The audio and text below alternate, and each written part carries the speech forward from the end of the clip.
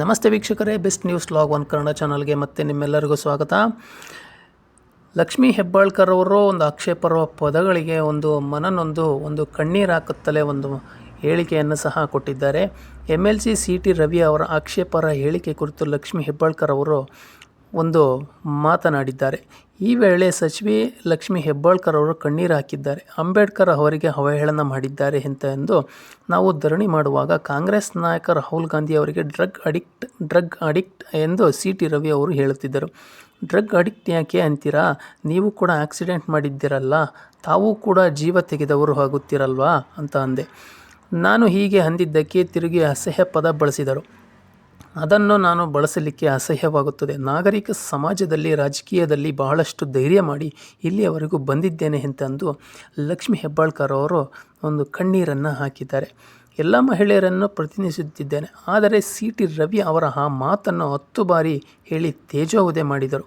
ಇದಕ್ಕೆಲ್ಲ ಹೆದರುವುದಿಲ್ಲ. ಒಬ್ಬ ತಾಯಿಯ ಅಕ್ಕ, ಅತ್ತೆಯಾಗಿದ್ದೇನೆ. ಇವತ್ತು ನನ್ನ ನೋಡಿ ಸಾವಿರಾರು ಮಹಿಳೆಯರು ರಾಜಕೀಯಕ್ಕೆ ಬರಬೇಕು ಎಂತಂದು ಸಹ ಇದ್ದಾರೆ. ಸದನದಲ್ಲಿ ಈ ರೀತಿ ಮಾತನಾಡಿದರೆ ಬಹಳ ಹರ್ಟ್ ಆಗುತ್ತದೆ ಅಂತಲೂ ಸಹ ಅವರು ಹೇಳಿದ್ದಾರೆ. ಕೆಟ್ಟದ್ದನ್ನು ನೋಡಿದರೆ ದೂರ ಇರುವವಳು ನಾನು. ಇದುವರೆಗೂ ಯಾರಿಗೂ ತೊಂದರೆ ಕೊಟ್ಟವಳಲ್ಲ. ಪರಿಷತ್ನಲ್ಲಿ ಯಾರೂ ಖಂಡಿಸಲಿಲ್ಲ. ಎಲ್ಲರೂ ಧೃತರಾಷ್ಟ್ರರಾದರಬಹುದು. ಸಭಾಪತಿಗಳಿಗೂ ಈ ಕುರಿತು ಬರೆದು ಕೊಟ್ಟಿದ್ದೇನೆ. CT ರವಿ ಅಂದ ಮಾತಿನ ಬಗ್ಗೆ ಸುಳ್ಳು ಅಂತ ಹೇಳಿದ್ದಾರೆ.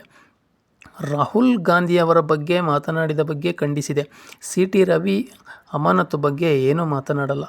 ನನಗೆ ಶಾಕ್ ಆಗಿದೆ, ದುಃಖದಲ್ಲಿದ್ದೇನೆ. ನನ್ನ ಮಗ, ಸೊಸೆ ಕಾಲ್ ಮಾಡಿ ಕ್ಷೇತ್ರದ ಜನ ನಿಮ್ಮ ಜೊತೆ ಇದ್ದಾರೆ ಅಂತಂದು ಧೈರ್ಯ ತುಂಬಿದ್ದಾರೆ ಅಂತಂದು ಸಚಿವೆ ಲಕ್ಷ್ಮೀ ಹೆಬ್ಬಾಳ್ಕರ್ ಅವರು ಕಣ್ಣೀರು ಹಾಕುತ್ತಲೇ ಈ ಒಂದು ಹೇಳಿಕೆಯನ್ನು ಸಹ ಕೊಟ್ಟಿದ್ದಾರೆ.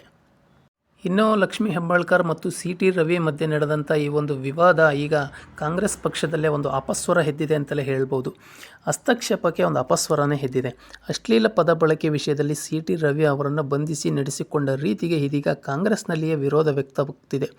ವೈಯಕ್ತಿಕ ಕಾರಣಕ್ಕೆ ಪೊಲೀಸರನ್ನು ಬಳಸಿಕೊಂಡು ಇಡೀ ರಾತ್ರಿ ಸುತ್ತಾಡಿಸುವ ಮೂಲಕ ಸರ್ಕಾರದ ವರ್ಚಸ್ಸಿಗೆ ಧಕ್ಕೆ ತರಲಾಗುತ್ತಿದೆ ಎನ್ನುವ ಮಾತುಗಳು ಸಹ ಕಾಂಗ್ರೆಸ್ ಪಕ್ಷದಲ್ಲೇ ಕೇಳಿಬರ್ತಾ ಇದೆ.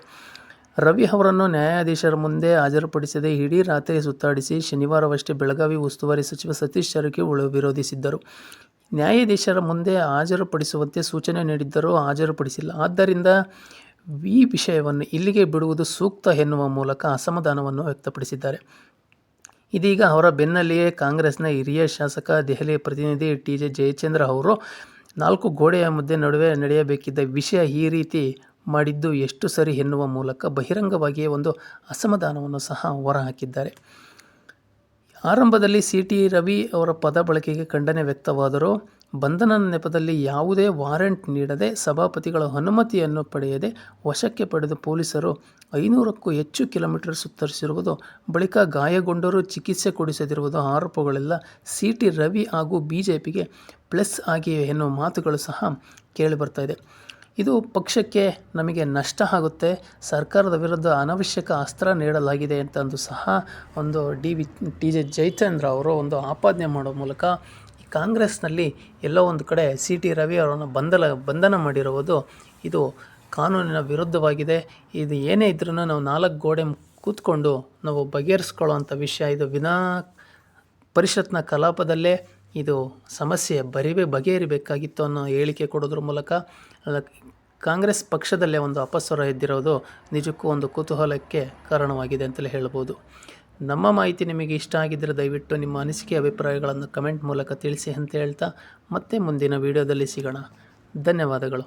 ನಮ್ಮ ಚಾನಲ್ನ ಸಬ್ಸ್ಕ್ರೈಬ್ ಮಾಡಿಲ್ಲ ಅಂದರೆ ದಯವಿಟ್ಟು ಸಬ್ಸ್ಕ್ರೈಬ್ ಮಾಡ್ಕೊಳ್ಳಿ ಮತ್ತು ಬೆಲ್ ಬಟನ್ ಮೇಲೆ ಕ್ಲಿಕ್ ಮಾಡಿ. ನಮಸ್ಕಾರ.